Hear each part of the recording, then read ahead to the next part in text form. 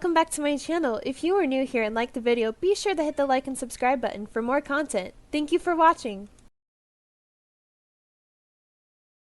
Hello everybody, welcome to the sixth and final part of If the World Falls to Pieces. This part is going to be a little rough, so blood, death, and a lot of gory things are to be expected in this part. And not me actually forgetting that we left on a cliffhanger last part. Well, yeah, that will be resolved in this part, obviously, since it's the final part. So let's go ahead and get to it. Hello, my lovely viewers. Looking for some affordable and good quality anime merch? Want to support your favorite Haikyuu team or join UA? What about joining the Straw Hat Pirates for an adventure or two? Want to join the Black Wolves or the Fairy Tail Guild? Well, this site has that and so much more. Use my discount code and receive 10% off your entire order. Link and code is in the description. Thank you so much for watching.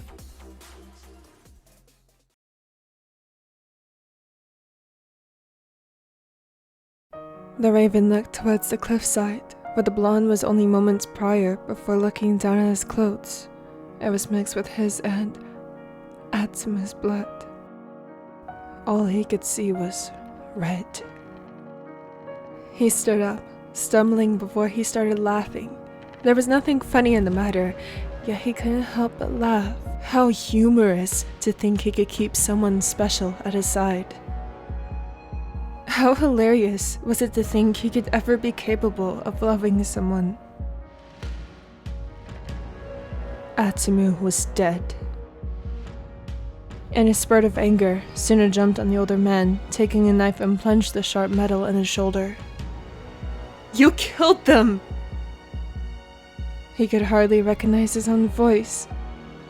Atsuma's father grabbed onto his clothes and ripped him away, as if the knife wound hadn't even made him flinch. He crashed into the ground, his head hitting a sharp rock, making his vision falter, and a sudden wave of nausea hit him. He glanced at his friend. He recognized that bloodthirst of lust from anywhere. He was going to kill him. But he knew what was going through his mind, because it was the very same thoughts that crossed his mind after Osamu died in front of him. What was the point? My life has become insignificant. He is dead. Somehow he overcame it. Now this is a matter whether or not SakuAtsu could. While it was the objective, I'm almost disappointed he died so easily. Why did I bring such weak children into this world? The Raven grabbed a hold of a knife from the man who shot Atsumu, quickly ending his life, and walked towards the older man. You touched what was mine. You hurt what was mine. You killed what was mine. He looked up with a look of bloodlust. A twisted smile plastered on his face, holding the knife up with his men's blood on it. I'm going to kill you! He laughed, lunging towards the man who easily deflected his attack. Get back here. There we go! You were more suited to be my son. Just shut up and die. What do you say? Killing you would be such a waste. Want to kill it for me again? Die. Die. Die. Die. Just fucking die. He swung his knife, slashing his eye. The CEO yelled out, holding his face. He grabbed a hold of his hair, pinning him down. SakuAtsu smiled, holding the knife in the air, before the man twisted over, now pinning the Raven down. He pushed on the nerve, forcing the younger to let go of his weapon, and quickly took it. I must say, today's just been full of disappointments. He was about to kill him. Suddenly, it didn't seem too bad. Meeting Atsumu once more, maybe then he could get the closure he desired. Maybe he could have actually said what his heart wanted. that he loved him. SakuAtsu laughed painfully. I'll see you in hell, you bastard. SakuAtsu, no! He just wanted to numb the pain. He wanted to not think. For the first time, he wished he killed Atsumu himself. He never would have fallen in love or gotten attached like he always feared of doing. Now he was alone and he was scared. Only... damn it. He wanted to hear it one last time. He did just as Suna told him not to. He waited too late. SakuAtsu! He repeated once more. He opened his eyes, seeing the knife merely inches from impaling his throat. Before he heard the piercing sound, splitting through the day that ominously became overcasted.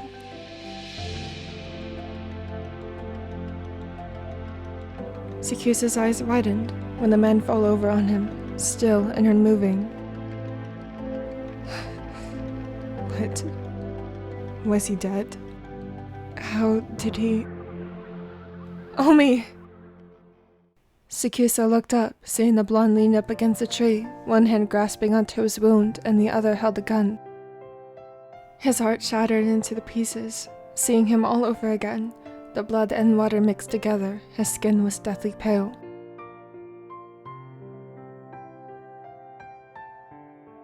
He crawled over, breaking down before he was finally able to seek out his touch. He was cold. Tsumu?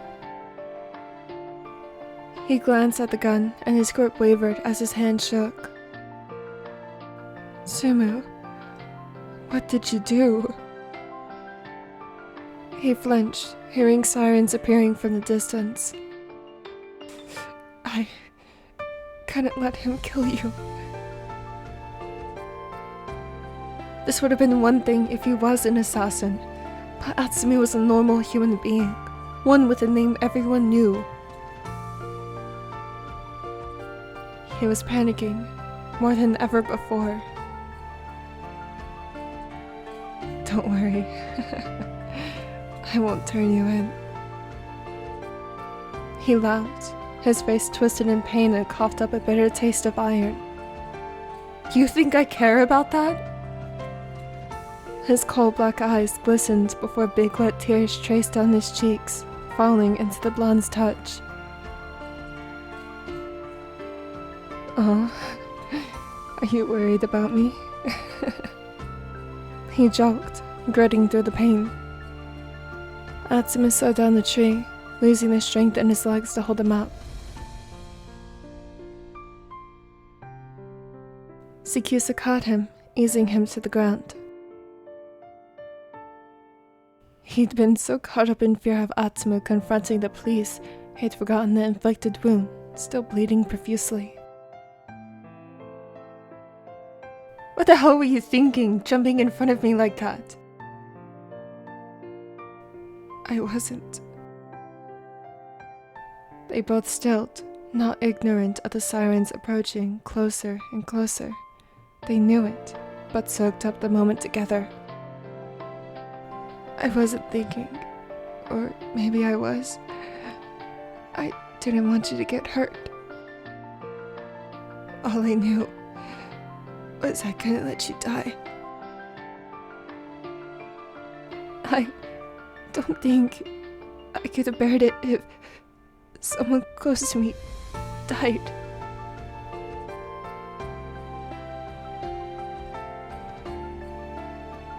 Close to you?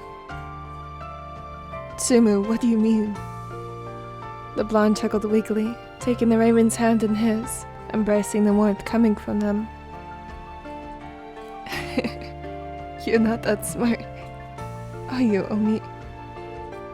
It was weird, witnessing how daring he felt when it seemed that his last moment with him was approaching. Can you lay down? I can't speak up.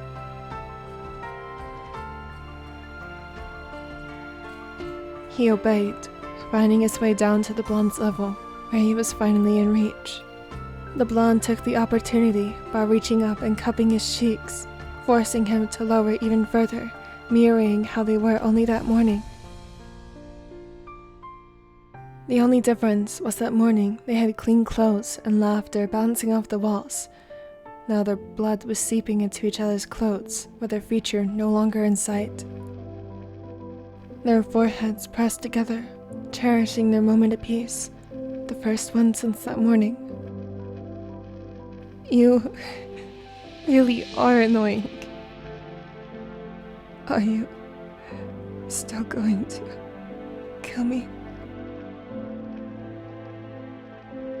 The raven laughed, but it came out as just a huff of air, shaking his head like he were trying to drill the answer into his head. What do you think? Atsumu leaned up, pressing his lips onto his. He felt content he could feel his breath on his skin again. It was ironic how the answer had been in front of him all along, yet so very far away. Atsumu pulled away, feeling the teller's thumb brush against his wet skin, wiping his tears. I think you're an idiot. Before he could protest, he stilled hearing the blonde's next words. I'm tired, Omi. I know. The trees surrounding them flashed red and blue. When he thought he was gone, with no warning, he lost his mind. Now, if it really was the end, he had closure. It was a paradise only moments prior. He pressed his forehead back onto the ladders, wanting to savor the moment so that he would be able to picture it perfectly many years to come. I love you. We had it almost, Sumu.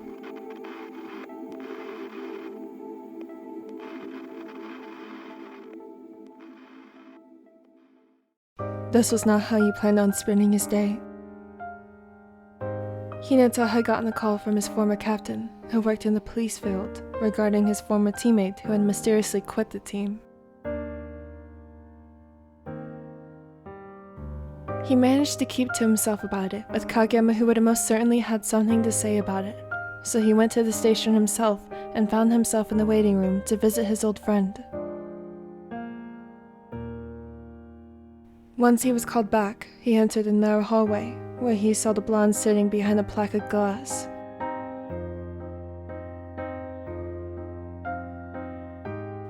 He was covered in bandages, and oddly enough was smiling even though he was in jail, placed behind bars. He sat down, quickly taking the phone that allowed him to speak to the blonde. Tsumu? Hey Shoyo, I'm surprised to see you here. You're surprised? What the hell are you doing here? You left the team and next I hear you've been arrested? He was angry, furious even. How did it all come to this? Why did you leave? Tell me why you left, and tell me why you ended up here. Atsumu laughed. It seemed to only infuriate him more. Osama got sick, so I left to be closer to him until he passed away. Hinata's eyes widened. He didn't even know that the younger twin fell ill, but he died? I can't tell you details as to why I'm in here, but I know what I'm doing. Did you get framed? No, I'm protecting someone. He smiled, recalling the raven he only saw in his memories. Are you protecting a criminal? Atsumu moved in his seat to the best of his abilities, being handcuffed to the phone.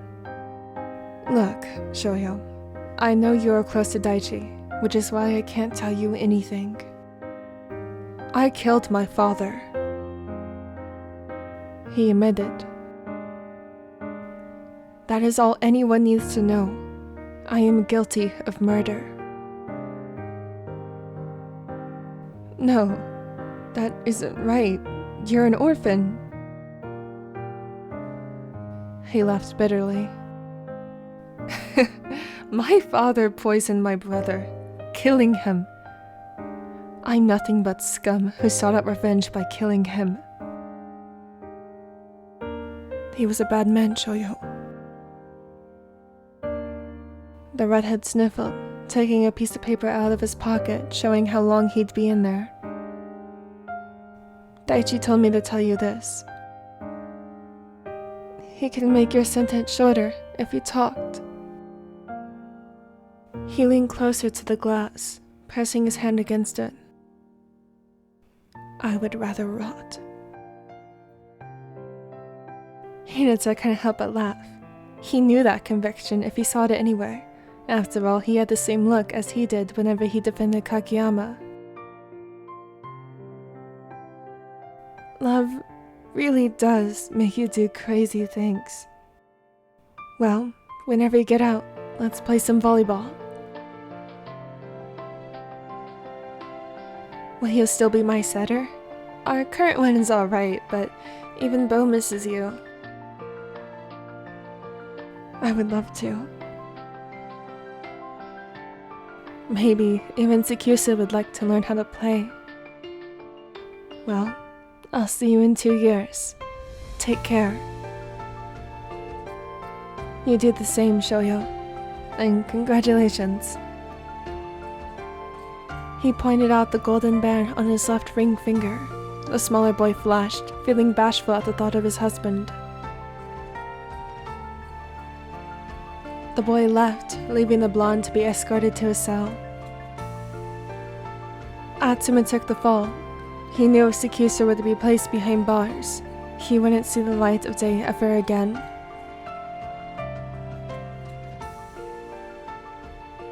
This forced the Raven to be unable to visit him for 2 long years, until the blonde was released.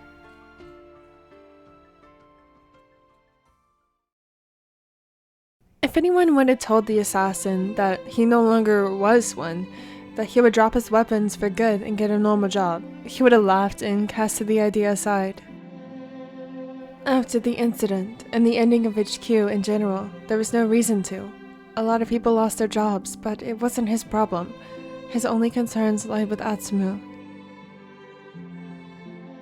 SakuAtsu had been lucky enough to find a new place and start anew, waiting for the day the blonde would come back home to him. He was thankful for Suna occasionally dropping by to keep him company, since his home had grown quiet and lonely with the blonde's absence. 2 years had flew by, yet dragged on for the Raven. He waited outside the prison, seeing the blonde, who wasn't so blonde anymore with his natural hair color grown past his ears, walk outside. SakuAtsu ran to him, crumbling to the ground in tears, seeing that he was finally free. That his Atsumu was finally back home in his arms. Omi. The Raven sniffled, smiling and crying all at the same time. You're finally home, Sumo.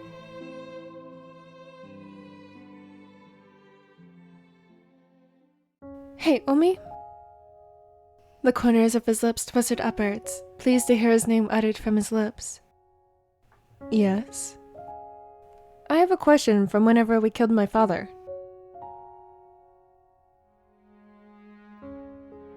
Under normal circumstances, this would have been one hell of a question.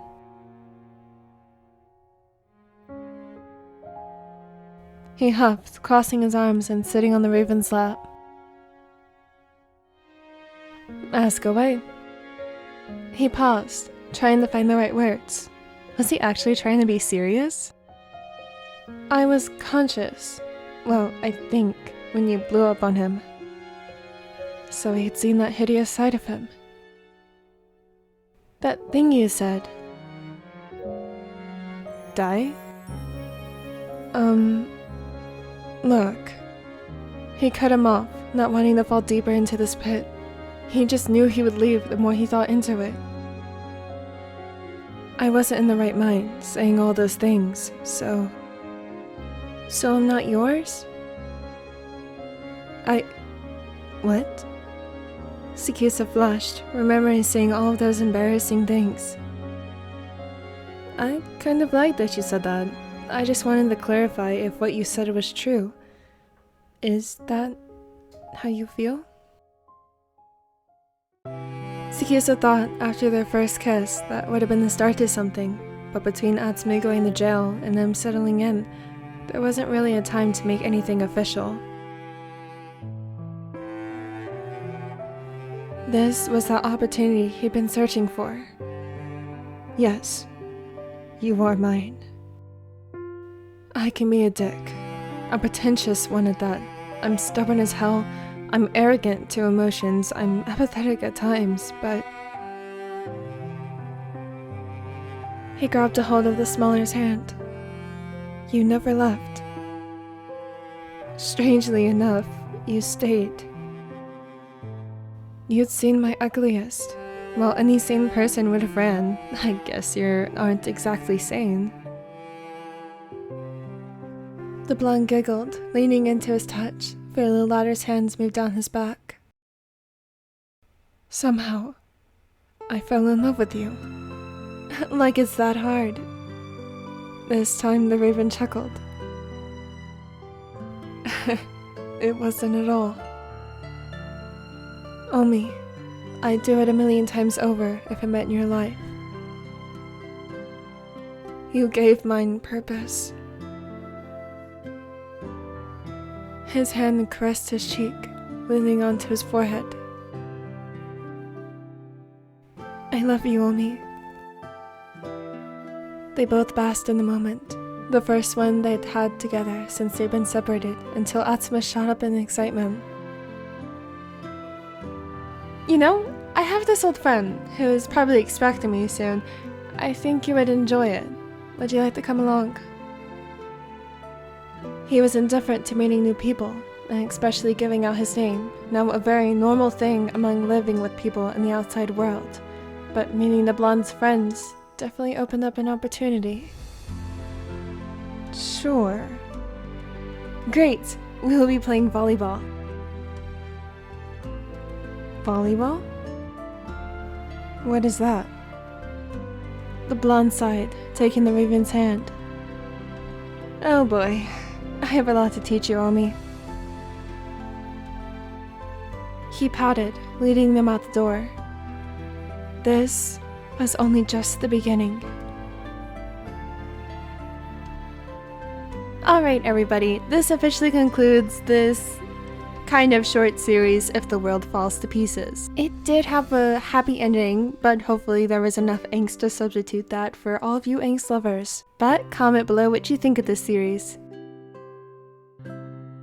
Thank you so much for watching. As always, if you'd like to be kept up to date, check out any of my social medias. I hope that you all have a wonderful day or evening.